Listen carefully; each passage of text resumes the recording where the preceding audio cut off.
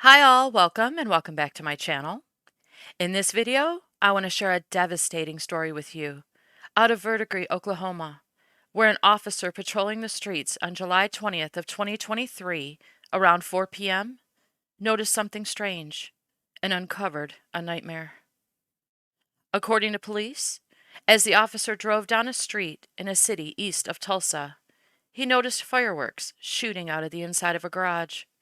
So, he stopped to check it out. But what he more than likely thought would end up being kids just messing around would unfold into a horror story. When the officer approached the garage, he found a woman and two children locked in it.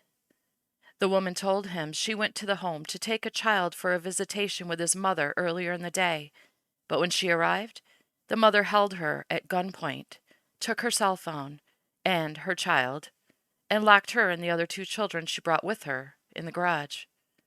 Now, just FYI, one of the news reports I watched said the woman was a social worker who was bringing the child to have a supervised visit with his mother, but I'm not sure that police have confirmed that she was in fact a social worker. When the officer found out what happened, he realized he came upon a hostage situation and immediately called for backup. When officers arrived on scene, they called for the armed woman in the home, Brandy McCaslin, to come out, but said they received no response. So, they prepared for a standoff with a barricaded gunman with at least one child held hostage inside the home. Police said they tried to negotiate Brandy's surrender for a period of 3 hours, but never received any response from inside the home. So they entered, and what they found inside was so much worse than they anticipated.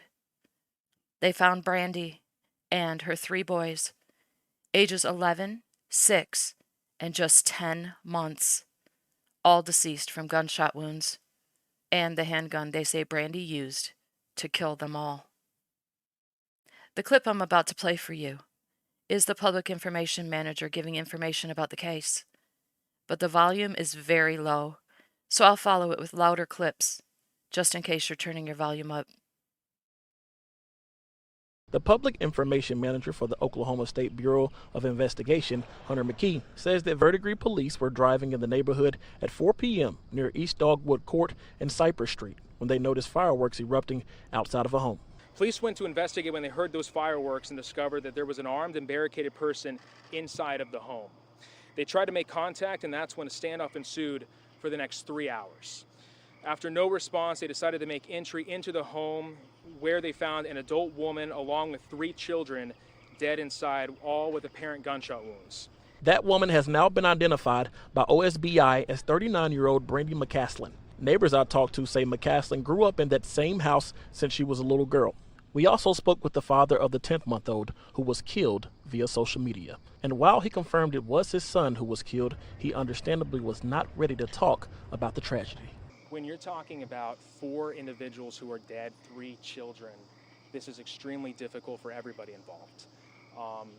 Everybody that's looking into this trying to help best they can. As I said, this was a long process. More about a triple murder-suicide in Verdigris, where a mom and her 3 kids were found dead after a social worker accompanied one of the children for a supervised visit. Thanks for joining us here on the CW. I'm Jonathan Cooper. And I'm Reagan Ledbetter. Investigators say a standoff ensued for more than 3 hours before police found 3 children and their mother dead inside the house. News on 6's Lex Rodriguez joins us with why police say they're familiar with that suspect. Lex? Well, Jonathan Reagan, court records show the mother, Brandy McCaslin, had a history of substance abuse, and police responded to the residence numerous times. At no time when we were there for that 3-hour period did we hear anything from inside the house. Nothing, no response, no movement. There's no such thing as a routine call. It's an expression Verdigris police believe, especially after last night's response.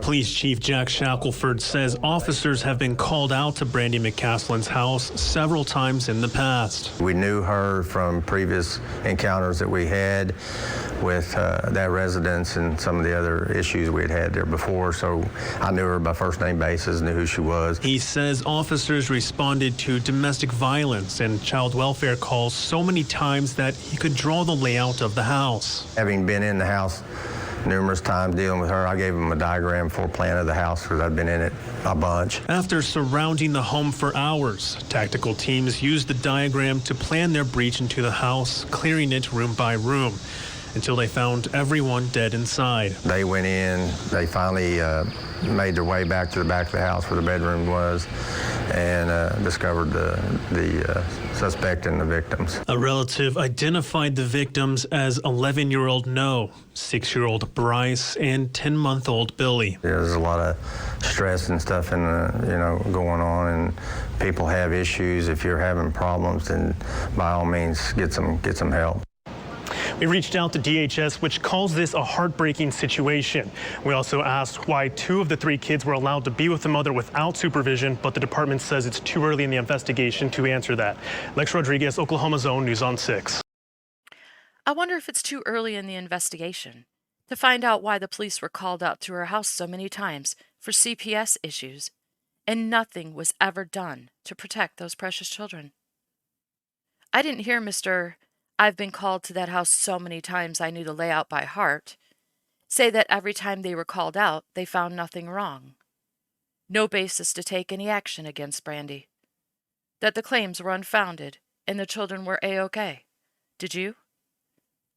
Wouldn't you think he would have cleared that up if that was the case?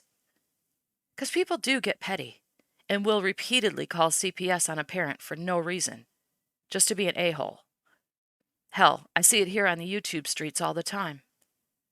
So if they never found anything wrong when they responded to the numerous calls he claims to have responded to, why not make that clear? Because maybe he couldn't. And maybe those children were failed by so many who knew what was going on in that house and did nothing about it. Think I'm wrong? Fine. Then hear it right from the mouth of the father of one of the now deceased children. Listen to him explain the hell he's been through trying to protect those children. How he saw this coming because Brandy had been throwing out warning signs for months, and how he couldn't do a damn thing about it because nobody helped him. Nobody. Including the court.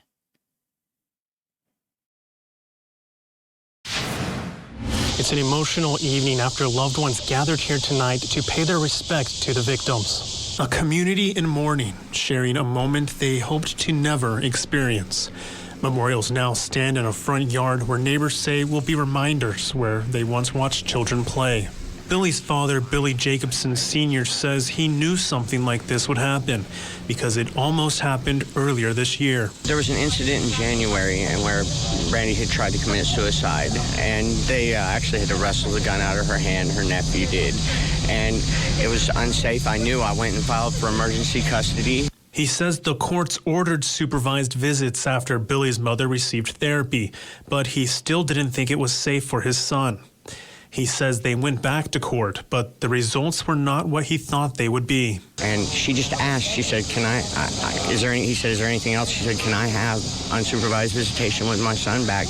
And he just gave it to her. Police say the visit on Thursday was to be supervised, but it didn't stop Brandy McCaslin from killing her 3 kids and herself. And there was nothing I could do. And I basically watched my son fade from my hands because I knew something was going to happen and no one would help us. He says he believes the children never should have been in the custody of McCaslin. We got to have some checks and balances and some accountability when it comes to mental health in this state, because as it sits now, it cost my baby his life and cost my 2 of the kids that I considered my children their lives too. Family members are calling for lawmakers to make changes to prevent this from ever happening again. In Verdigris, Lex Rodriguez, Oklahoma's own News on 6. This is disgusting. Those poor kids didn't have a chance. And now that father will have to live with knowing that nobody backed him when he tried to protect those children because he already saw the writing on the wall. And how many other parents in America are in the same boat? How many other parents are fighting in a court system that isn't listening to their concerns for the safety of their children? How many other parents are living in fear that they're fighting a losing battle when the police won't do anything and the court sides with their child's unstable parent or abuser? Those precious children were failed at every turn, and so were the people who loved them and tried to protect them. Yes, an investigation into what happened to those babies needs to take place, a serious one, which includes every call that police responded to and every motion and hearing that was held in court about custody and visitation. But it won't happen. Nobody's going to be held accountable for allowing Brandy to end the lives of those precious children. Why? Because it's easier for them to say, "We never saw it coming," and go on with their lives. And if you're satisfied with that, then as much as I appreciate you watching this video up until this point, you may want to click off now, because you're not going to want to hear what I have to say from this point on. Because this wasn't a case of a wonderful parent who just lost her mind one day and everyone is shocked and stunned. This is a case of multiple warnings, multiple red flags leading up to what happened. The police chief himself said he had dealt with Brandy so many times that he knew her on a first-name basis. He himself had responded to problems at her home so many times that he knew the layout of her home by heart. They knew she had a history of substance abuse. So did the court system. And they knew she had access to a gun and attempted to take her own life just months prior to murdering her children. And yet they stood outside of her home for 3 hours. 3 hours after they were told that she had a gun, held people hostage, and had at least one of her children barricaded in her home with her. Did they really think, after all those calls and her escalating behavior, that things were just going to get better? Did the judge just decide that it wasn't important to look into why this father was fighting for custody of his child? Or did he just not give a shit? Somebody, help me here. Help me out, please. Because I'm no expert detective, but just from what I've learned about this case, it appears as though anyone with 2 brain cells to rub together could see from space that these children were in trouble. And if they couldn't, all they had to do was listen to this father, this desperate father who tried to tell them. But they wouldn't have to live with the consequences of taking no action to protect those children like the father would they? And I know parents can lie. But if they didn't believe him, all they had to do was investigate his concerns. Run him through the ringer if they had to believe him. I'm sure he wouldn't have minded if it meant his child and the other children he loved would be alive today. But hey, I guess they had better, more important things to do, eh? This was not a case of they didn't see it coming. This was a case of we just don't give a shit. And now they're all so sorry. So sorry, as they drive home to spend time with their own children. I'm going to end this video by saying I know that there are incredible cops out there, and judges too, who would have gone above and beyond to make sure that these children were removed from her care and protected as soon as they saw the writing on the wall. Because they could have never lived with themselves, knowing that they stood by and did nothing. I just wish at least one was there for these precious children.